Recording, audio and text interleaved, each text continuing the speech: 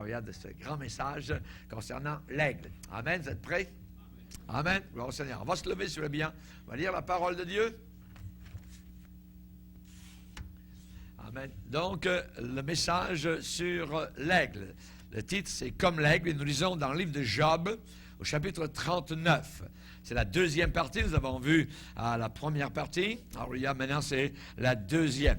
Job, chapitre 39, verset 29. Ce sont des questions que Dieu, l'Éternel, le Tout-Puissant, pose à son serviteur Job.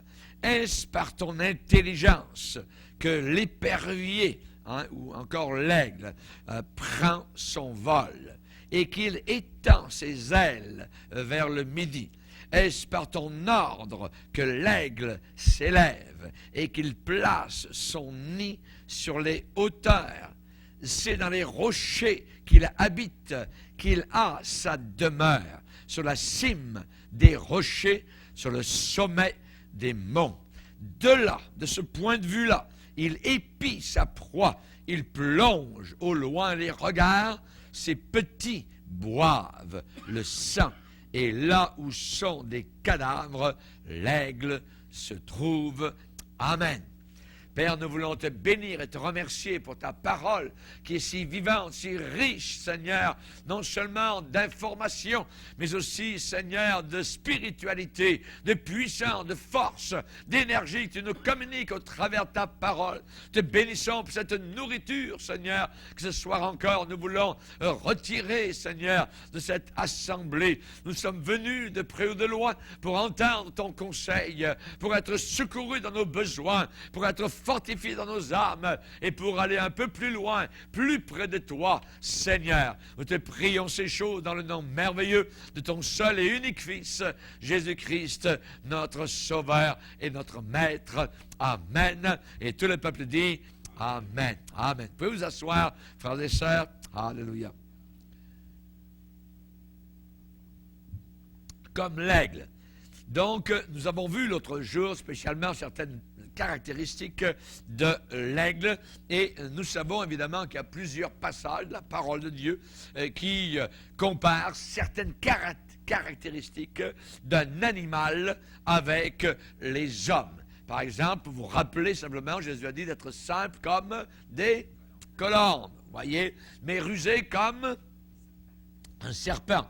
Allez dire à ce renard, en parlant d'Hérode, voyez, Jésus l'a comparé à un renard, un filou, voyez, prenez garde aux chiens, voyez, nous dit l'Épître aux Philippiens, on parle des mauvais ouvriers qui vivent comme des chiens, avec de l'impudicité sur le cœur, avec des idoles dans l'âme, voyez, dans Proverbe, on nous dit, va vers la fourmi, paresseux, toi qui paresses, toi qui ne veux rien faire, qui ne veux pas travailler, va vers la fourmi. Ça veut dire qu'elle est une bonne enseignante. Et ainsi de suite. Il y a 4 petits animaux qui sont sages. Les fourmis, les damans, les sauterelles, les lézards. Vous voyez, on a aussi des comparaisons dans la parole de Dieu comme le lion, comme un jeune lion. Le juste a de l'assurance comme un jeune lion.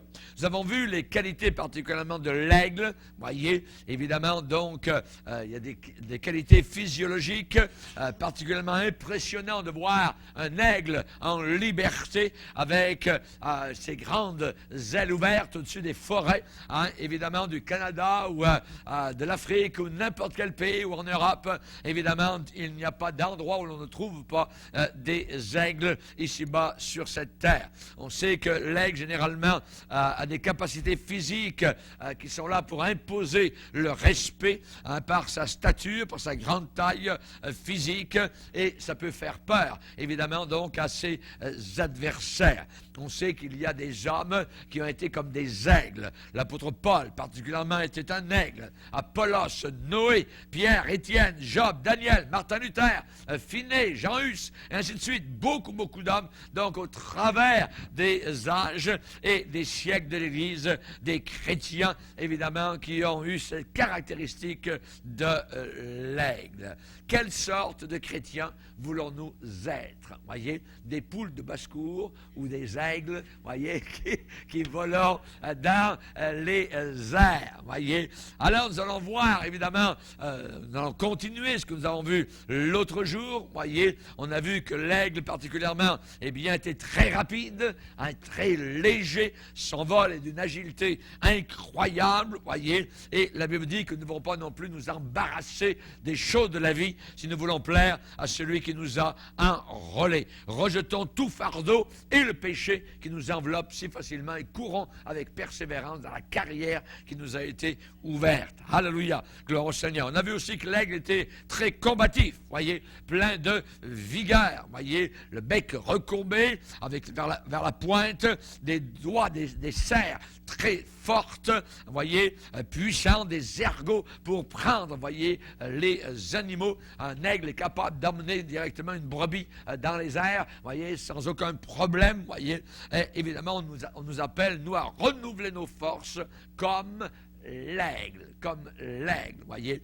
On va le lire dans un psaume, au psaume 103, on nous parle encore de l'aigle, on nous dit de remercier le Seigneur, c'est une sorte de doxologie, donner gloire au Seigneur, où David fait une prière, et il dit au psaume 103, mon âme bénit l'Éternel, que tout ce qui est en moi bénisse son saint nom, mon âme bénit l'Éternel, n'oublie aucun de ses bienfaits. C'est lui qui pardonne toutes tes iniquités, qui guérit toutes tes maladies. C'est lui qui délivre ta vie du tombeau, de la fosse, qui te couronne de bonté et de miséricorde. C'est lui qui rassasie de bien ta vieillesse et qui te fait rajeunir comme l'aigle. Alléluia, gloire au Seigneur. Et nous allons voir cela donc ce soir par rapport donc à d'autres caractéristiques de l'aigle. On a vu aussi que l'aigle avait une vue excellente, non pas comme Samson qui à cause de son péché a eu les deux yeux crevés. Vous voyez, l'aigle, eh bien on a vu qu'il est capable lui-même de chercher et de trouver sa nourriture. Nous devons être aussi comme cela, d'arriver non seulement, je dirais, dans le lieu de l'église pour trouver notre nourriture, mais aussi, évidemment, nous-mêmes, durant la semaine, de se nourrir par la parole donc du Seigneur. On a vu son comportement, c'est que, évidemment, l'aigle s'adapte dans des milieux les plus divers, autant dans les régions nordiques que dans les déserts du Sahara, par exemple. On a vu qu'il place son nid très haut sur les rochers. Son nid est toujours propre, toujours frais, et généralement, il jette toujours dehors, donc, les mauvaises choses et les excréments. Il repousse et il met de côté tout ce qui n'est pas bon. Et pour nous, eh bien, la Bible dit rechercher la sanctification. C'est quelque chose de mauvais dans notre nid à mettre dehors, voyez, comme l'aigle. On voit aussi que l'aigle surveille attentivement son territoire. Son territoire, donc, est surveillé de façon, je dirais, avec beaucoup d'attention, à cause de sa vue excellente, évidemment, ses yeux perçants. Il va s'installer sur un rocher très haut, voyez, là-haut, ou sur une branche élevée, ou en haut, donc, d'un très grand arbre, et il va planer à des hauteurs incroyables. Il surveille tout ce qui est sur son territoire. Et la Bible déclare que la femme vertueuse, eh bien, elle veille sur ce qui se passe sur sa maison. Nous devons donc veiller aussi sur ce qui se passe chez nous, voyez, dans notre maison. On voit que Habakkuk va déclarer « J'étais à mon poste, je veillais pour entendre ce que l'Éternel me dirait ». Nous devons être aussi à notre poste. Sentinelle, que dis-tu de la nuit? Voyez, eh bien, la réponse est que la nuit s'en vient et le jour aussi. Voyez, que dis-tu? Pourquoi la sentinelle? Eh bien, normalement, elle est à son poste. Veillez. Combien de fois Jésus n'a-t-il pas dit « Veillez et priez » veillez, veillez, veillez. Pourquoi? Parce qu'il y a toujours danger de s'endormir, danger de dériver, danger évidemment d'être emporté par évidemment des subtilités, par des pièges évidemment qui sont invisibles. Pierre lui-même, qui a été victime du diable, a dit: veillez, votre adversaire, le diable, rôde autour de vous comme un lion rugissant. Voyez, évidemment, pour mieux surveiller, que fait l'aigle? Eh bien, généralement, l'aigle va suivre les courants d'air chaud qui montent plus haut et toujours plus haut. Il va suivre, il va jouer avec les courants pour s'élever dans les airs. Question, quel courant suivons-nous? Quel courant suivons-nous? Voyez, les courants, ceux qui vous descendent ou bien ceux qui vous élèvent. Il y a des courants, voyez, dans ce monde qui peuvent nous élever vers le Seigneur ou des courants qui peuvent évidemment nous abattre littéralement dans la basse-cour. Voyez, la cour basse. Voyez, à ce moment-là, nous ne sommes plus des aigles, mais nous sommes devenus des perroquets, nous sommes devenus des animaux, donc, de basse-cour, en train de picorer ici et là, sans voir grand-chose au-dessus, évidemment, des forêts. Nous devons être des aigles, nous devons voir plus haut. La Bible déclare: cherchez les choses d'en haut. Affectionnez-vous aux choses d'en haut et non pas à celles qui sont sur la terre. À celles qui sont sur la terre. Donc, nous devons être, selon un mot compliqué, mais qui veut bien dire ce qu'il veut dire, nous devons être, selon la Bible, circonspects. Marchez avec circonspection. Voyez? Donc, circonspection, circumvetere en latin, qui veut dire donc regarder bien autour. Vous voyez, circonférence autour. Vous voyez, faire attention autour de nous, là où nous plaçons nos pieds, ce que nous faisons. Vous voyez, marcher avec circonspection. Pourquoi? Parce que les jours sont mauvais. Voyez, donc regardez et tout, et ne pas être des étourdis, ne pas être des imprudents. Voyez, au contraire, réserve. Nous devons être réservés sous contrôle. J'aimerais dire une chose ce soir aussi qui concerne les aigles, c'est que les aigles ne sont pas toujours aimés et appréciés. Les aigles ne sont pas toujours aimés et appréciés. Et souvent, ils ont été accusés faussement de détruire des troupeaux domestiques. Accusés faussement de détruire des troupeaux domestiques. Pourquoi? Eh bien, parce que les aigles, généralement, sont agressifs, très agressifs, contre ce qui vient déranger leur territoire. Qui vient déranger leur territoire, voyez. Et il y a des ennemis, voyez, redoutables pour, je dirais, les bêtes malades, voyez, et les infirmes. Ce sont les aigles. Les bêtes qui sont infirmes, les bêtes malades, voyez, les aigles, évidemment, vont les attaquer. Mais pas pour, je dirais, détruire, mais généralement, au contraire, ils agissent dans le bon sens de sanitaire, je dirais, de nettoyer et d'enlever ce qui est malade et ce qui est infirme, voyez, et ce qui n'est pas nécessaire. Et les chrétiens aigles, voyez, ne sont pas toujours aimés non plus. Lorsqu'un loup ravisseur, voyez, entre dans un troupeau où une personne infirme spirituellement essaye d'infecter l'Église de Dieu, à ce moment-là, l'aigle devient agressif, voyez, et va attaquer de front, bec et ongles, voyez.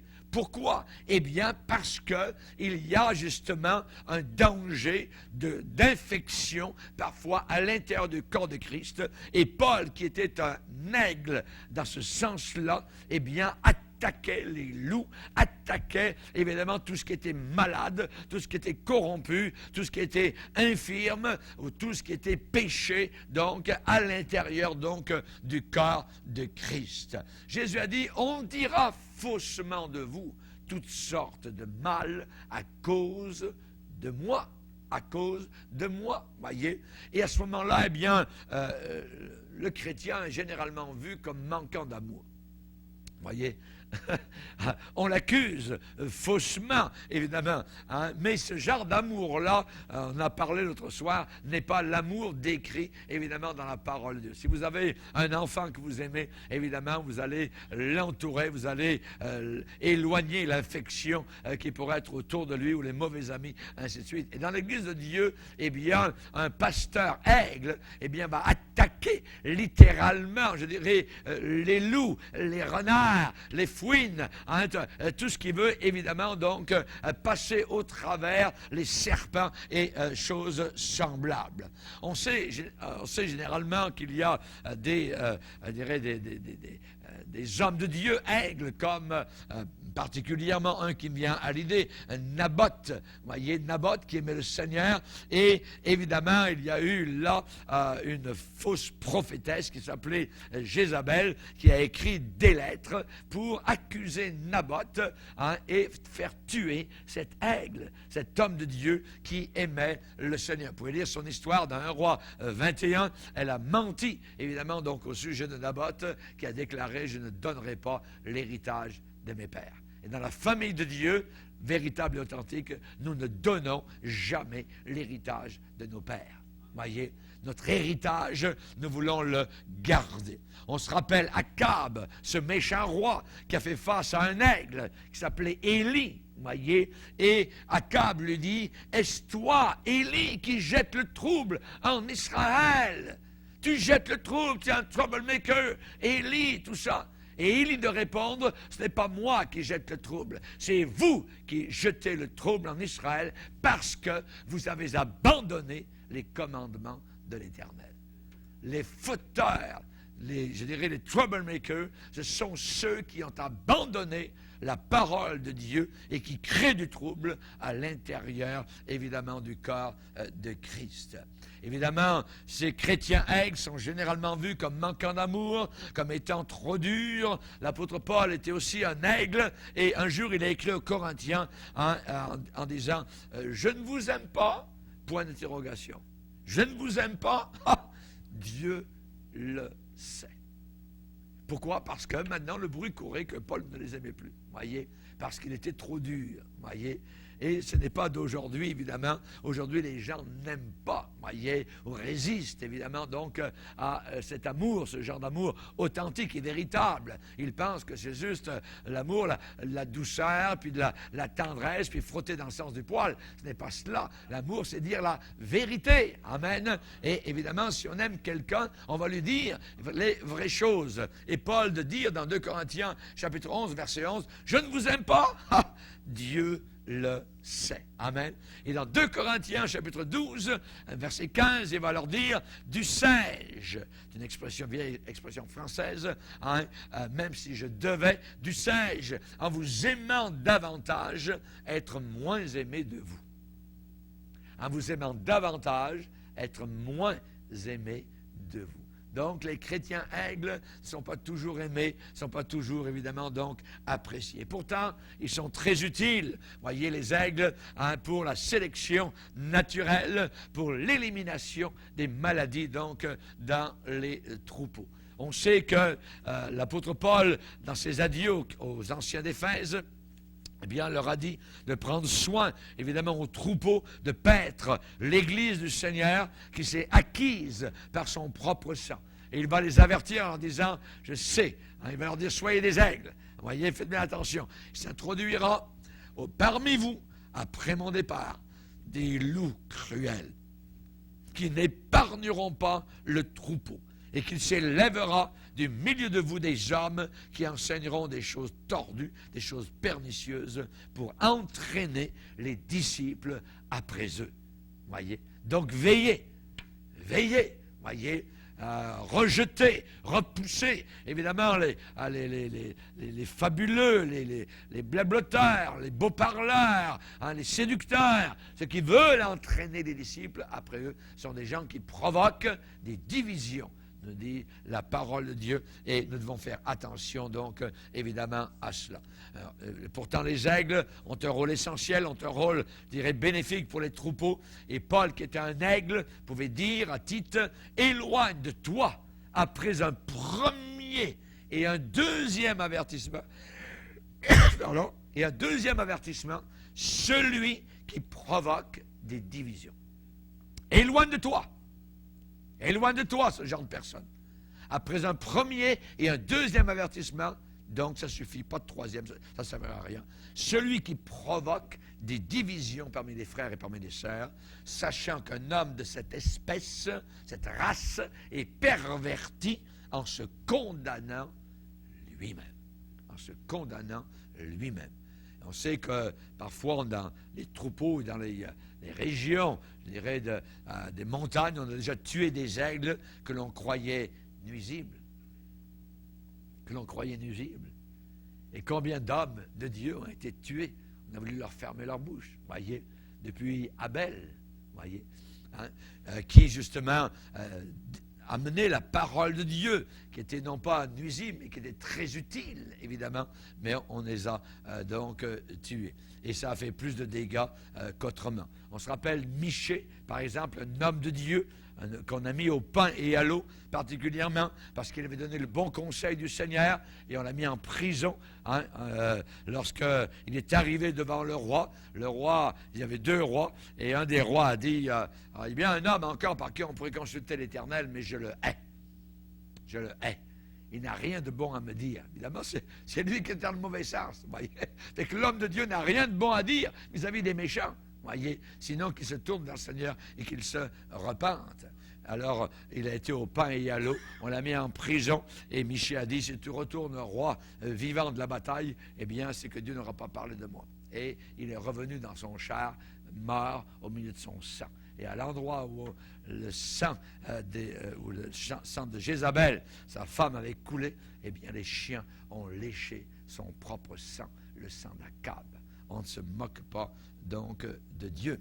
Jérémie aussi déclarait la parole de Dieu, c'était un aigle, voyez, on l'a mis en prison, voyez, on a tué parfois des aigles que l'on croyait nuisibles. Les aigles généralement sont très mal compris, mais ils ne cherchent pas à être compris. Ils cherchent simplement à faire le travail de Dieu, à bâtir leur arche comme Noé, à faire ce que Dieu leur demande, et c'est cela le principal. Les aigles sont malheureusement, hélas, 3 fois hélas, en voie de disparition. En voie de disparition. Et David se lamentait au psaume 12 en disant, Seigneur, les hommes pieux s'en vont, les fidèles disparaissent parmi les fils de l'homme. On se raconte des histoires, on parle avec un cœur double, des lèvres flatteuses, blablabla, et ainsi de suite. Voyez, les chrétiens qui ressemblent à ces aigles aussi, eh bien, diminuent aussi. Les chrétiens qui leur ressemblent sont mal compris, sont accusés, sont bafoués. Jésus a dit lui-même, heureux serez-vous quand les hommes vous haïront. Heureux serez-vous quand les hommes vous haïront. Avez-vous déjà été haï? Voyez? Voyez? C'est une bonne chose. Ça fait du bien. Alors, ça nous colle au Seigneur Jésus-Christ et ça nous met, je dirais, droit, bien réveillés au milieu de la tempête. Que Dieu soit béni. Amen. Quelle sorte de chrétiens voulons-nous être? Des perroquets, des poules, voyez, ou bien des aigles? Alors, quittons nos perchoirs, quittons nos cages, voyez, et élevons-nous un peu plus haut. Alléluia. Amen. Gloire au Seigneur.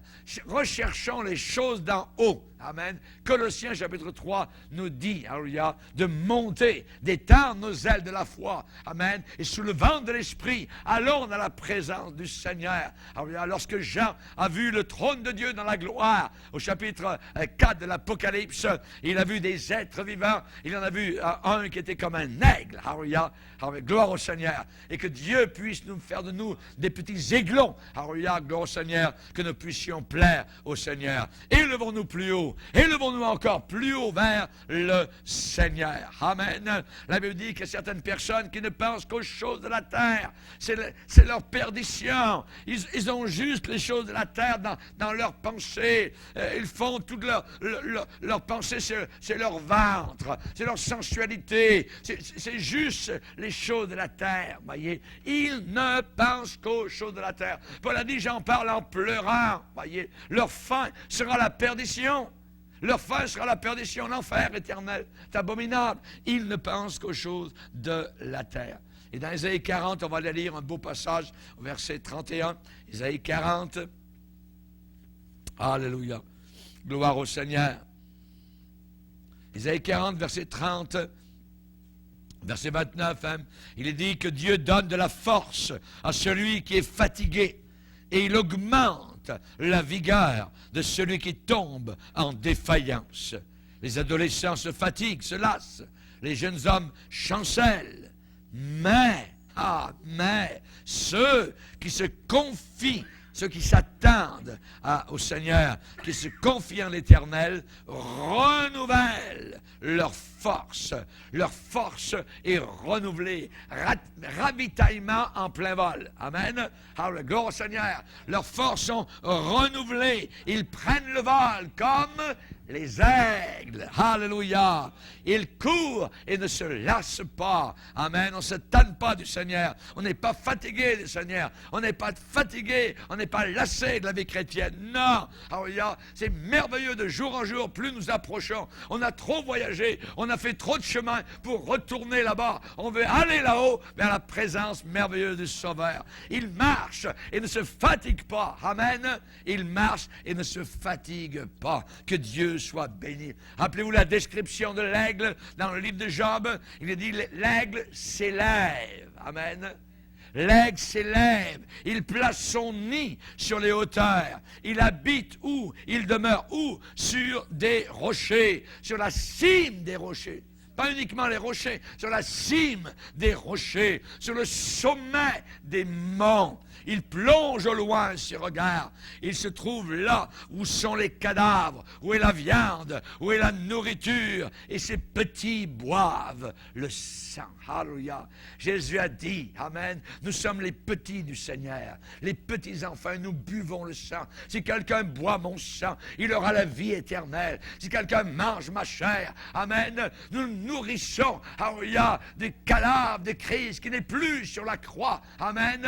Nous mangeons, nous nous nourrissons de Christ. Si quelqu'un me mange, a dit le Seigneur, il aura la vie éternelle. Gloire à Dieu. Les anges sont arrivés, alléluia, en grand nombre, quand Christ est arrivé sur la terre, quand le trône a été vide là-haut dans la gloire, pendant 33 ans et demi de la planète Terre, eh bien, les anges sont venus et ont annoncé à un groupe de bergers qui étaient là, alléluia, gloire à Dieu dans les lieux très haut, amen, là-haut, et c'est là que doit être notre demeure, assis dans les lieux célestes en Jésus-Christ, selon Éphésiens chapitre 2, amen. Alors, qui pourra monter à la montagne de l'Éternel? Qui pourra s'élever vers son lieu saint? Réponse, psaume 24, regardez. Psaume 24, verset 3, qui pourra monter à la montagne de l'Éternel? Qui s'élèvera? Hein? L'aigle s'élève. Qui s'élèvera jusqu'à son lieu saint? Réponse, celui qui a les mains innocentes et le cœur pur. Celui qui ne livre pas son âme au mensonge et qui ne jure pas pour tromper. Il obtiendra la bénédiction de l'Éternel, la miséricorde de Dieu de son salut. Voilà le partage de la génération qui l'invoque, de ceux qui cherchent ta face, de Jacob. Pause. Amen. Pause est inspiré aussi. Amen. Sheila, ça veut dire pause. On s'arrête, on réfléchit. Amen. Avant de continuer la lecture. Que Dieu soit glorifié. Les aigles sont très rapides, légers, combatifs, vigoureux, vue excellente. Alors, ils trouvent eux-mêmes leur nourriture. Ils s'adaptent à toutes sortes de milieux. Leur nid est placé très haut là-haut dans les montagnes et ils surveillent attentivement son territoire. Il n'est pas toujours aimé et apprécié. Mais nous allons voir autre chose ce soir. Nous avons lu tout à l'heure dans Ésaïe 40, verset 31, ceux qui se confient, qui espèrent, qui s'attendent à Dieu, eh bien, renouvellent leur force, ils prennent leur vol, ça veut dire qu'ils s'envolent comme les aigles. Qui ça? Ceux qui s'attendent au Seigneur. Ça veut dire ceux qui attendent leur secours venant d'en haut du Seigneur, ceux qui se confient. C'est la même chose, c'est des mots différents, mais se confier, s'abandonner, s'en remettre, voyez, ceux qui espèrent, qui s'attendent au Seigneur. On nous parle ici d'attendre, on nous parle de patience, on nous parle de longue attente parfois, de supporter, ça nous parle d'endurance, des périodes parfois, je dirais temporaires, mais des périodes parfois de découragement dans notre marche avec le Seigneur. Eh bien, il est dit ici, ceux qui se confient, ceux qui espèrent en Dieu, renouvellent leur force. Ils prennent le vol comme les aigles. Ils courent et ne se lassent pas. Ils marchent et ne se fatiguent pas. Voulez-vous ne pas vous fatiguer? Voulez-vous ne pas vous lasser? Voulez-vous vous envoler comme les aigles? Voulez-vous renouveler votre force? Amen. Alors il faut s'attendre au Seigneur. Il y a une espèce particulière d'aigle. Cette espèce d'aigle est tout à fait particulière parce que c'est une espèce qui est programmée par Dieu pour un renouvellement périodique de ses forces tous les 7 ans. Tous les 7 ans, l'aigle abandonne, laisse aller, rend son équipement qu'il a, vieillit, voyez, pour recevoir un nouvel équipement, un nouvel outillage, tout nouveau, bien meilleur et tout neuf. Vous dites, mais comment ça se fait? Je vais vous le dire. Pour que ce changement s'opère, l'aigle sait, sa nature innée en lui, built-in, à l'intérieur de lui, il y a une sorte de moniteur qui lui dit que c'est le temps. Et qu'est-ce qu'il fait l'aigle? À ce moment-là, eh bien, il va s'envoler très très haut, là-haut, là-bas, dans la montagne, dans une cachette protégée. Et là où il ne sera pas dérangé pendant un certain temps. Et il semble savoir cela instinctivement, qu'il va rester là-haut assez longtemps. Très élevé.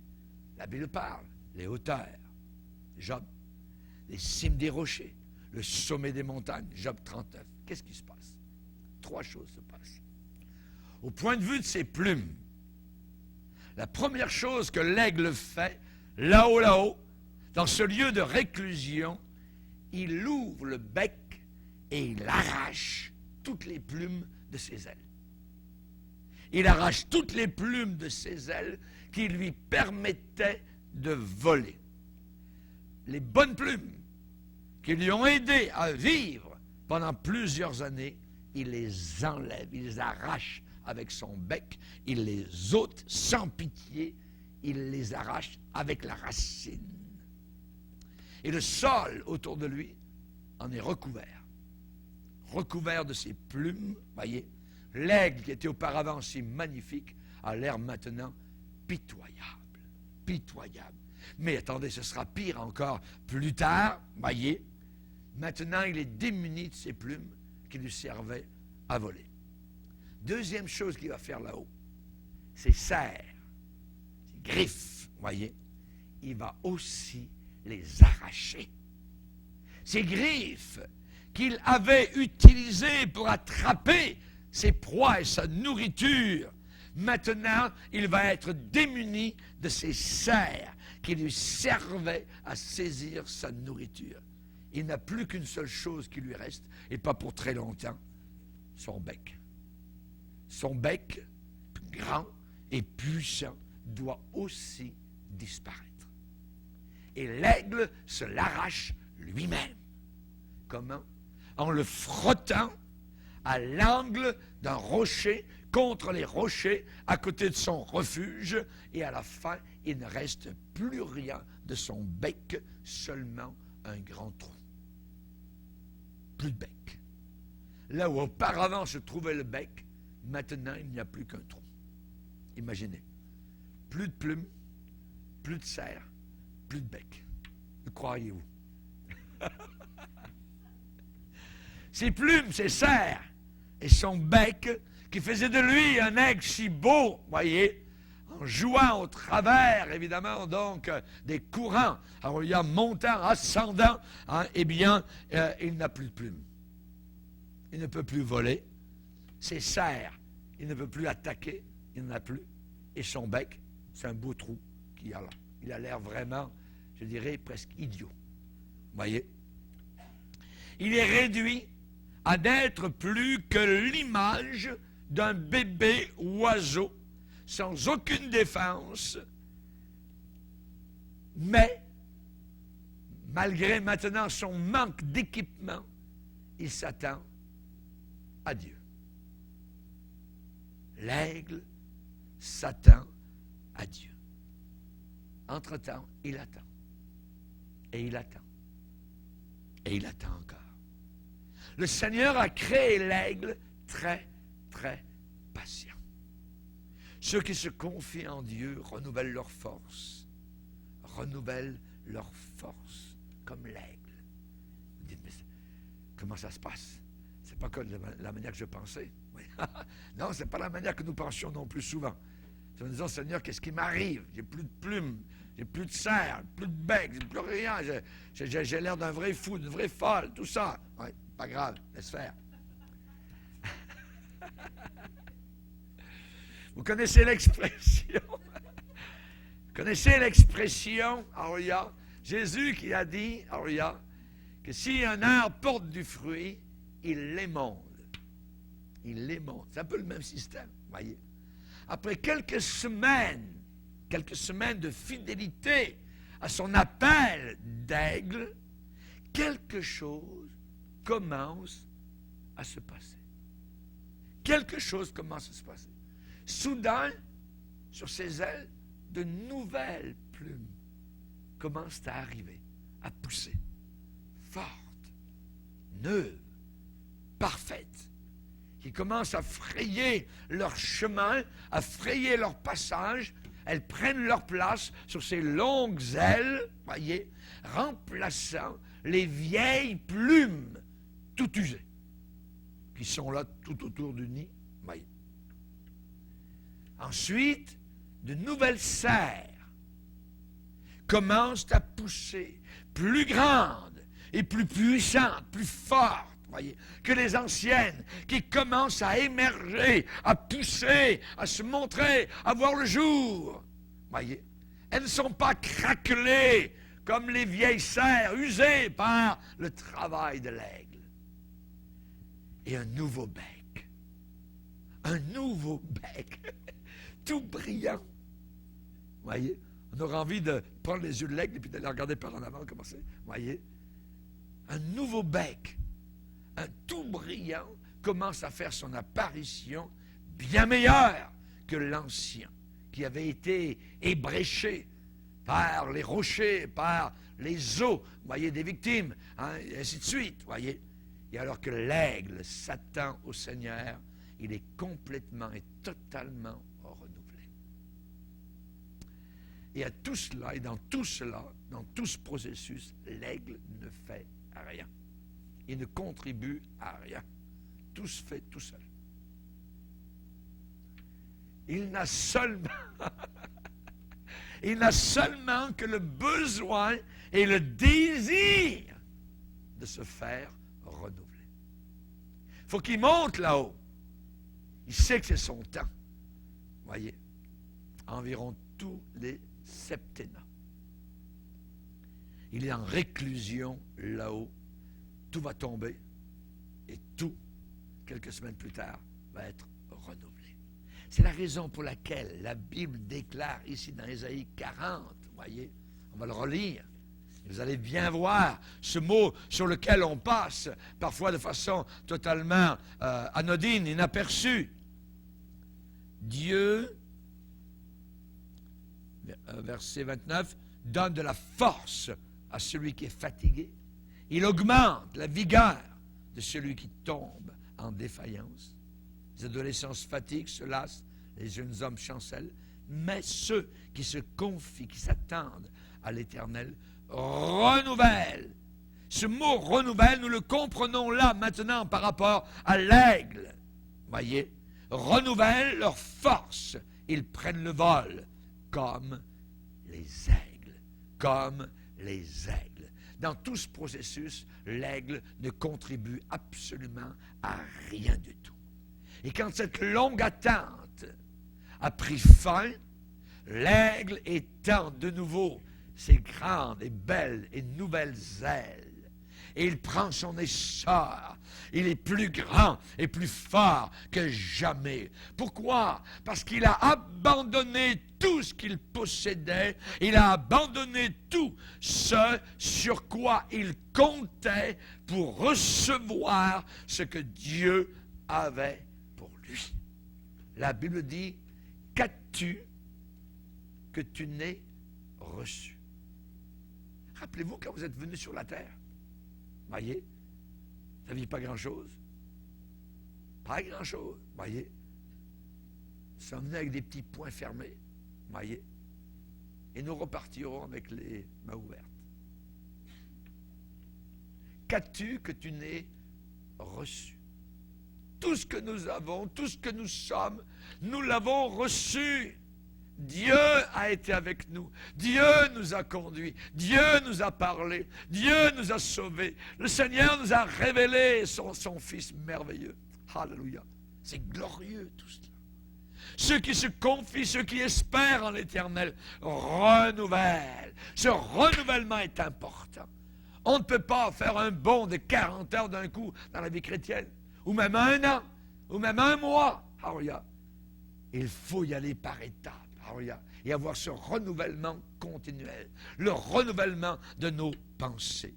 Oui, parfois il y a des périodes de découragement. Oui, parfois il y a des périodes de solitude. C'est vrai qu'il y a parfois des périodes d'émondage. Voyez, tout sarment qui porte du fruit, il l'émonde, afin qu'il porte encore plus de fruits. Plus de fruits. Amen. Alléluia.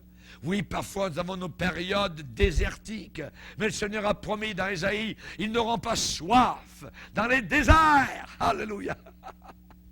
Vous pouvez rire du désert, comme la femme vertueuse rit de l'avenir, parce qu'elle est vertueuse, parce qu'elle a placé sa foi dans le Seigneur.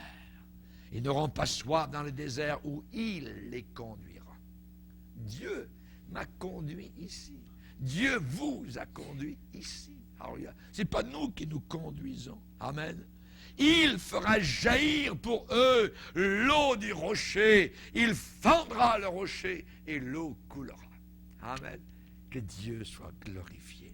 Nous ne perdons pas courage, et lors même que notre homme extérieur se détruit, notre homme intérieur se renouvelle de jour en jour. Amen. Car nos légères afflictions du temps présent produisent pour nous un poids éternel de gloire. Car nous regardons non pas aux choses visibles, mais à celles qui sont invisibles. Les choses visibles sont passagères, les invisibles sont éternel. Alléluia. Merci Seigneur. Si Dieu a programmé les aigles pour qu'ils puissent instinctivement s'attendre à lui pour renouveler leur force, à combien plus forte raison nous devons en faire autant. Les bontés de l'Éternel se renouvellent chaque matin. Chaque matin. Amen. Pas chaque année, pas chaque mois, pas chaque semaine. Chaque matin. Il faut que ce soit renouvelé, rafraîchi dans nos cœurs, dans nos âmes, dans nos esprits. Paul écrivant aux chrétiens de la métropole romaine va dire, ne vous conformez pas au siècle présent, mais soyez transformés par quoi? Par le renouvellement de l'intelligence de vos pensées, afin que vous discerniez quelle est la volonté de Dieu, qui est toujours bonne, agréable et parfaite. Amen. Alléluia. Gloire au Seigneur. J'aimerais vous dire en terminant, vivez au-dessus des nuages. Vivez là-haut. Amen. Vivez là-haut, gloire au Seigneur. En dessous, c'est les ténèbres. En dessous, c'est l'obscurité. Au-dessus, c'est la lumière, la joie et la paix. Tout cela dépend de quel côté, évidemment, du nuage vous vous trouvez. De quel côté de... Amen, notre Seigneur va être au-dessus. C'est bien, moi aussi. Alléluia, gloire au Seigneur. Pourquoi? Parce que derrière les nuages, le soleil brille toujours.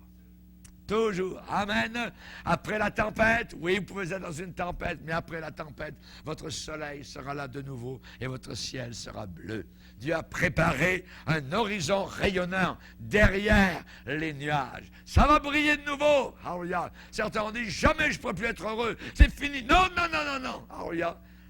Ça va être renouvelé. Le Seigneur a encore des temps de bonheur, encore des temps de joie, de victoire, de paix. Amen. En avion, on monte. On quitte. Alors, il y a la piste, parfois il pleut, c'est gris, c'est affreux, tout ça.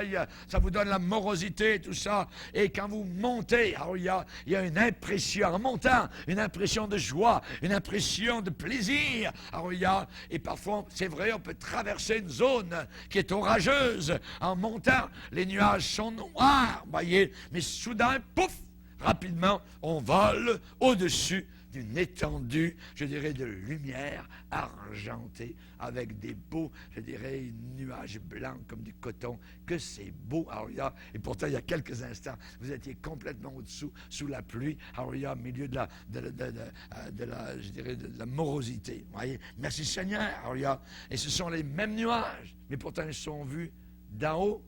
D'en bas, ils sont vus d'une manière. D'en haut, ils sont vus d'une autre manière. Quand on les regarde d'en bas, ça amène la crainte.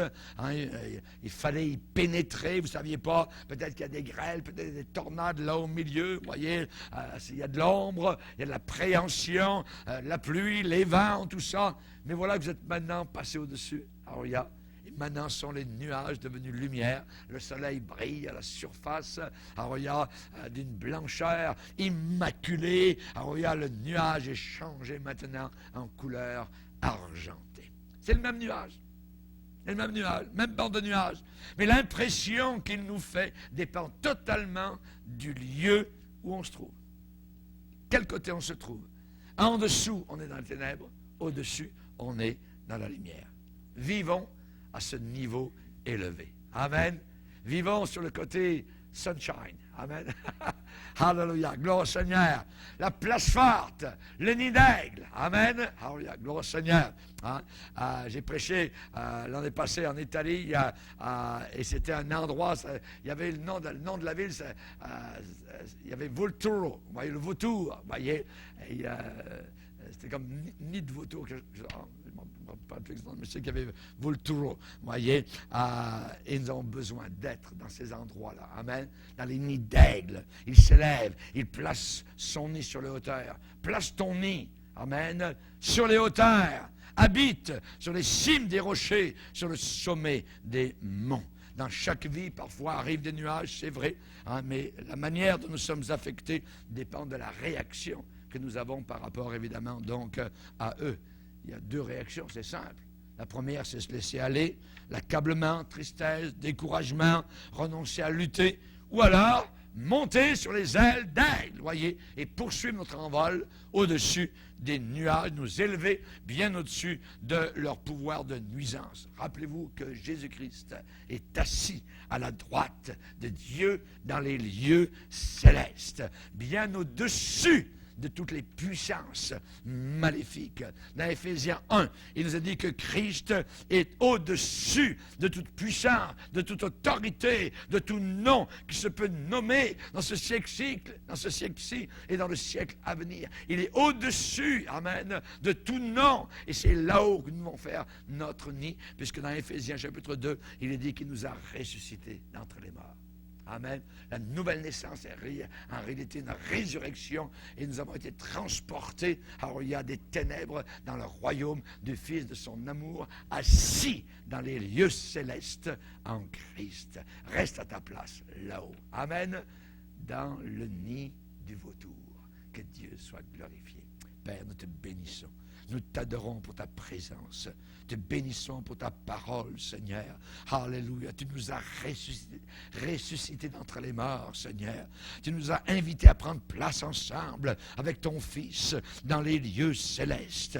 Oh, merci, Seigneur. Alléluia. Gloire à toi. Nous ne voulons plus vivre, Seigneur, avec notre existence passée du péché, avec cette existence terrible de servitude dans le péché, sauver, Seigneur. Nous n'avons plus à être asservis, Seigneur, aux forces démoniaques, alors que Jésus a tout prévu pour que nous puissions être plus que vainqueurs. Merci, Seigneur. Alléluia, de nous élever sur les ailes d'aigle, Seigneur, de vivre à tes côtés dans les lieux célestes, dans la place forte où il y a entière sécurité. Renouvelle, Seigneur, nos ailes, renouvelle nos serres, renouvelle notre bec, Seigneur, que nous puissions avoir de nouvelles forces, que nous soyons renouvelés, Seigneur, et jouer, Seigneur Jésus, sur les courants ascendants qui nous emmèneront un jour jusque dans ta présence même, aux portes du ciel, où nous serons accueillis par tes deux mains percées.